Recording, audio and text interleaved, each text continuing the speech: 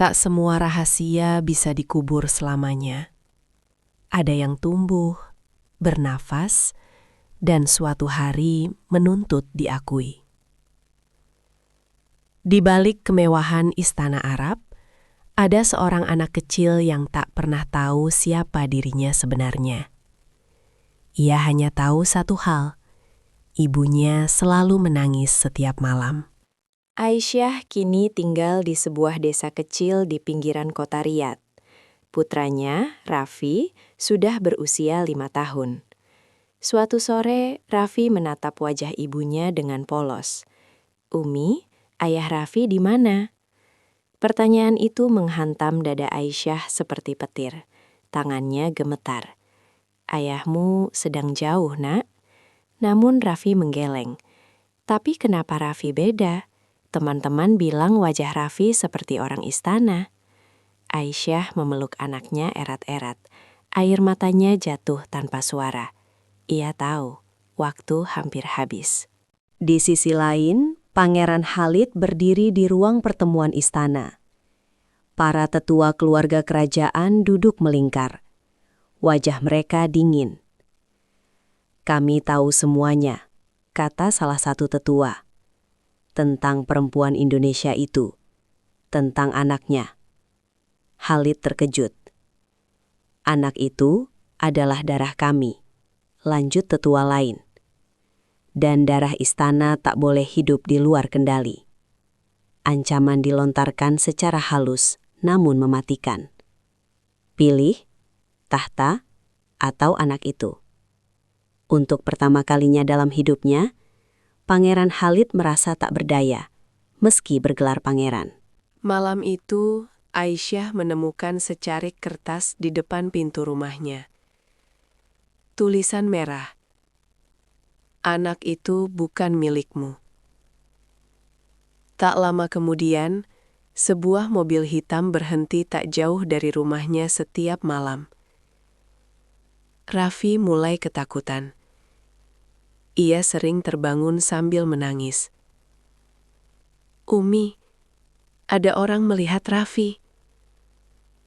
Aisyah sadar. Ini bukan lagi sekedar ancaman. Ini perburuan. Dengan risiko besar, Khalid menyamar dan menemui Aisyah. Pertemuan itu terjadi di sebuah masjid tua saat subuh. Begitu melihat Khalid, Aisyah langsung berkata dengan suara bergetar, "Mereka mengincar anak kita." Khalid terdiam lama, lalu berlutut. "Maafkan aku. Aku gagal melindungi kalian." Aisyah menatapnya tajam. "Aku tak butuh tahta. Aku hanya ingin anakku hidup." Untuk pertama kalinya, Khalid menangis sebagai manusia, bukan pangeran. Khalid membuat keputusan gila.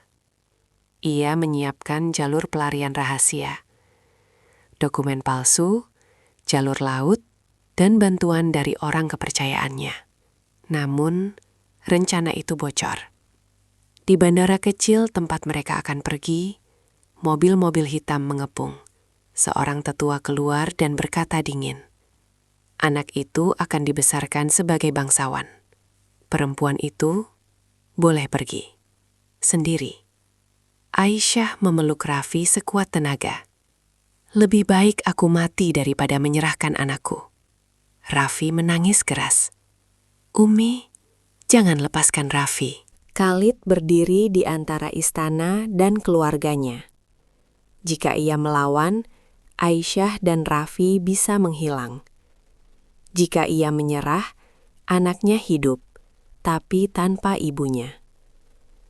Dengan suara gemetar, Khalid berkata, "Aku akan mengakui anak itu di hadapan dunia." Para tetua terkejut. "Itu akan menghancurkan istana." Khalid menatap mereka tajam. "Biarlah istana runtuh, daripada darah anakku dikutuk seumur hidup." Keesokan harinya, media Arab gempar. Pangeran akui anak rahasia dari wanita asing. Namun, Aisyah dan Raffi menghilang malam sebelumnya. Tak ada yang tahu apakah mereka selamat atau disembunyikan selamanya. Ketika dunia tahu, istana balas dendam.